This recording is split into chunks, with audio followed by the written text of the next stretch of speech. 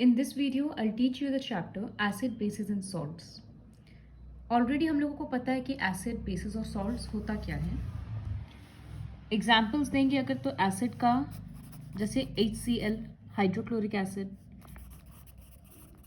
H2SO4 sulphuric acid. उसी तरह से बेसिस का देंगे तो NaOH, this is called sodium hydroxide, KOH potassium hydroxide. और सॉल्ट्स का एग्जाम्पल देंगे तो NaCl, Na2SO4 and so on. फिर हम लोग ये भी पढ़े हैं कि लिटमस क्या होता है, इंडिकेटर्स क्या होता है. So what are indicators? Indicators are the substances which change their color in acidic and basic solution, like phenolphthalein.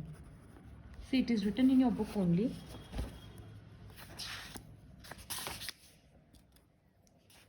Phenolphthalein solution. जब इसको एसिड में डालते हैं तो ये कलरलेस रहता है और बेस में डालने से इसका कलर पिंक हो जाता है. तो ये एसिड और बेस में अपना कलर चेंज कर रहा है, इसी वजह से इसको इंडिकेटर बोलते हैं. इस तरह का बहुत सारा इंडिकेटर्स है. जैसे लिटमस एक नेचुरल इंडिकेटर है. लिटमस लाइकेन से एक्सट्रैक्ट किया जाता है. लाइकेन्स हम लोग पढ़े थे ना सिम्बायोटिक एसोसिएशन में, तो उससे एक सोल्यूशन एक्सट्रैक्ट किया जाता है और वहाँ से लिटमस बनाया जाता है. टर्मरिक जो कि हल्दी है वो भी एक इंडिकेटर है. जब बेसिक सोल्यूशन आता है तो उसका कलर रेडिश ब्राउन हो जाता है. इसी वजह से अगर किसी भी कपड़ा में हल्दी गिरता है और उसमें सोप का सोल्यूशन लगाते हैं तो वो एकदम ब्राउन कलर का हो जाता है, क्योंकि soap is basic in nature और टर्मरिक का कलर बेसिक सोल्यूशन में रेडिश ब्राउन हो जाता है. कुछ कुछ इंडिकेटर्स सिंथेटिक होता है, मतलब उसको लैब में बनाया जाता है, जैसे मिथाइल ऑरेंज, फेनोल्फथलीन, इस तरह से. लिटमस में हम लोगों को याद रखना होगा कि एसिड्स में acids turn blue litmus to red, blue to red, and bases turn red to blue. तो अगर हम ब्लू लिटमस पेपर लेंगे और उसमें एसिड का ड्रॉप्स डालेंगे तो वो रेड हो जाएगा, और अगर उसमें बेस डालेंगे तो कोई कलर चेंज नहीं होगा. उसी तरह से रेड लिटमस पेपर लेंगे और उसमें बेसिस का ड्रॉप्स डालेंगे तो वो ब्लू हो जाएगा, और अगर एसिड डालेंगे तो कोई चेंज नहीं होगा. तो इस तरह से कुछ कुछ इंडिकेटर्स अपना कलर चेंज करके बताता है कि वो सब्सटेंस, वो सोल्यूशन एसिड है या बेस है. बट कुछ कुछ इंडिकेटर्स होता है जिसका स्मेल चेंज हो जाता है, जैसे अनियन, वनीला, तो वो सब होता है olfactory indicators. There are some substances whose odor changes in acidic or basic medium. So you just have to learn the definition and example. Sorry, not vanilla, onion. Next topic is how do acids and bases react with metals. Acid और basis metals के साथ कैसे react करता है हम लोग ये देखेंगे. ऑलरेडी हम लोग ये सब क्लास 8 में पढ़े थे. सपोज यहाँ पर जिंक ग्रैन्युल्स ले रहे हैं, इसका मतलब Zn. उसमें हम हाइड्रोक्लोरिक एसिड ऐड कर रहे हैं, तो ये क्या बनेगा, ये एक मेटल है और ये एसिड है, इससे सॉल्ट बनेगा. जिंक का Zn2+ होता है और क्लोराइड का Cl-, so you will get ZnCl2. Zinc chloride salt बन गया. ये हाइड्रोजन जो है ना, ये हाइड्रोजन गैस बन के रिलीज होगा. इक्वेशन बैलेंस करने के लिए यहाँ पर 2 पुट कर देंगे. तो what happened when metal reacted with acid, it gave salt and hydrogen gas. ये सारे मेटल्स के साथ होता है. जो एक्सेप्शनल केसेस है वो हम लोग बाद की क्लासेस में पढ़ेंगे. तो इस एक्टिविटी में ऐसे दिखाया जा रहा है कि यहाँ जिंक ग्रैन्युल्स डाल दिए और डाइल्यूट सल्फ्यूरिक एसिड था, मतलब H2SO4, तो हाइड्रोजन का बबल्स रिलीज हो रहा है. ये बबल्स इस तरह से यहाँ से आया गैस, और वाटर से बबल्स होकर निकल रहा है, इसमें सोप सोल्यूशन है तो बबल्स बनकर निकल रहा है। And we know that hydrogen का ये टेस्ट है that it burns with a popping sound. तो जब यहाँ पर एक कैंडल इस तरह से लाइट किया हुआ लाएंगे बबल्स के पास, तो पॉप साउंड के थ्रू सारा बबल्स बर्स्ट होगा, क्योंकि हाइड्रोजन गैस बर्न हो रहा है कैंडल की वजह से, तो पॉपिंग साउंड क्रिएट हो रहा है। So this activity shows that metals react with acids to release hydrogen gas.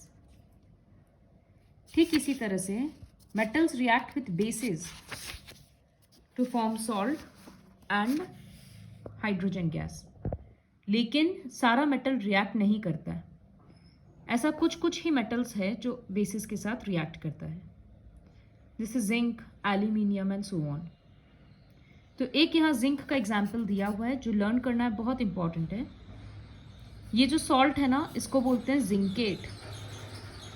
तो Na2ZnO2, this is called sodium zincate plus hydrogen, but it is written that hydrogen is formed in the reaction. However, such reactions are not possible with all metals. Okay, so we have read that acid plus metal, salt बन रहा था और hydrogen gas, और base plus metal भी salt और hydrogen gas, but this is not possible for all the metals. Next हम लोग पढ़ेंगे कि metals किस तरह से metal carbonate और hydrogen carbonates के साथ react करता है।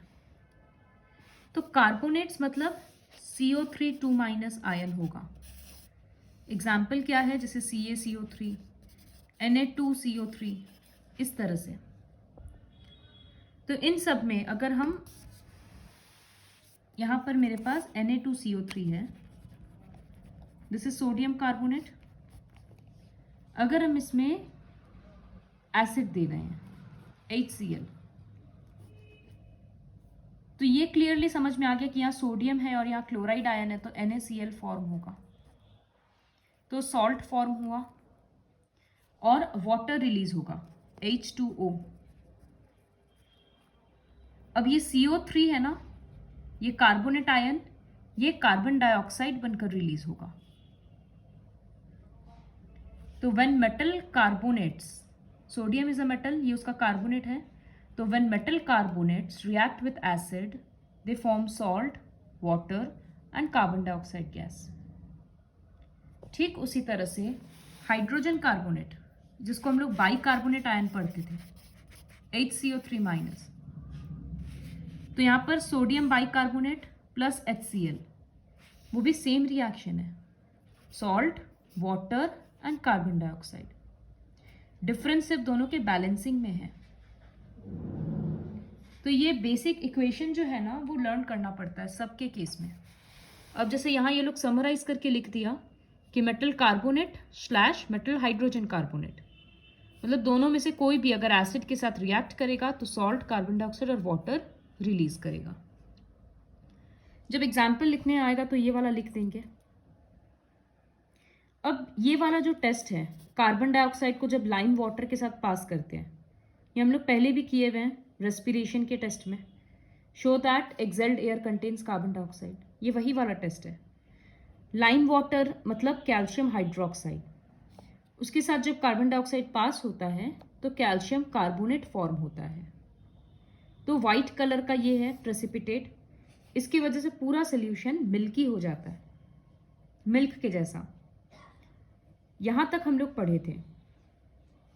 लेकिन जब एक्सेस कार्बन डाइऑक्साइड पास करते हैं तब क्या होता है, ये जो कैल्शियम कार्बोनेट फॉर्म हुआ था, ये कार्बन डाइऑक्साइड के साथ और रिएक्ट करता है और कैल्शियम बाइकार्बोनेट फॉर्म करता है। कैल्शियम बाइकार्बोनेट जो फॉर्म हुआ वो पानी में सोल्यूबल होता है, तो जब वो पानी में पूरा मिक्स हो जा रहा है तो उसका कलर चला जा रहा है, इसका मतलब मिल्कीनेस जो आया था वो डिसअपियर हो जा रहा है। तो ये क्वेश्चन आता है, what happens when excess carbon dioxide is passed through lime water. तो सबसे पहले हम लोग लिखेंगे कि लाइम वाटर से जब कार्बन डाइऑक्साइड पास हो रहा था तो कैल्शियम कार्बोनेट फॉर्म हुआ, फिर एक्सेस पास कर रहे थे तब soluble calcium hydrogen carbonate form हो गया, जिसकी वजह से मिल्कीनेस डिसअपियर हो गया। कैल्शियम हाइड्रोजन कार्बोनेट का फॉर्मूला कैसे लर्न करेंगे? तो बाइकार्बोनेट आयन होता है HCO3 माइनस और कैल्शियम है Ca2 प्लस। क्रिस क्रॉस करेंगे तो कैल्शियम का 2 बाइकार्बोनेट को मिल जाएगा इस तरह से। Next topic is how do acids and base react with each other. ये हम लोग ऑलरेडी हर क्लास में पढ़े हैं। न्यूट्रलाइजेशन रिएक्शन होता है acid plus base, salt plus water, तो इसके बारे में हम नहीं डिस्कस करना है। नेक्स्ट है reaction of metallic oxides with acid. कोई भी एक मेटेलिक ऑक्साइड लो, सपोज सोडियम ऑक्साइड, और एक एसिड लेना है सपोज HCl। तो सोडियम है और क्लोराइड है तो NaCl फॉर्म होगा। अब हाइड्रोजन है और ऑक्सीजन है तो ऑब्वियसली वाटर फॉर्म होगा। तो ये भी एक न्यूट्रलाइजेशन रिएक्शन ही हुआ ना, सॉल्ट है, वाटर है, एसिड है। तो इससे हम लोगों को क्या समझ में आया कि ये जो मेटेलिक ऑक्साइड है ये ज़रूर बेसिक है नेचर में, तभी ये एसिड के साथ रिएक्ट करके सॉल्ट और वाटर फॉर्म कर रहा है। तो we can conclude that metallic oxides are basic in nature, इसी वजह से न्यूट्रलाइजेशन रिएक्शन हो रहा है। ठीक उसी तरह से अगर हम एक नॉन मेटेलिक ऑक्साइड लेंगे जैसे कार्बन डाइऑक्साइड, और हम उसको एक बेस के साथ रिएक्ट कराएंगे जैसे CaOH होल ट्वाइस, तो एक सॉल्ट फॉर्म होगा और वाटर फॉर्म होगा। तो ये बेस है, ये सॉल्ट है और वाटर है, ये भी न्यूट्रलाइजेशन रिएक्शन जैसा है। तो इसका मतलब ये जो नॉन मेटेलिक ऑक्साइड्स था ये एसिडिक इन नेचर है, तभी एसिड बेस का रिएक्शन हुआ है। So these are the things which you'll have to learn. In this video I'll teach up to this only.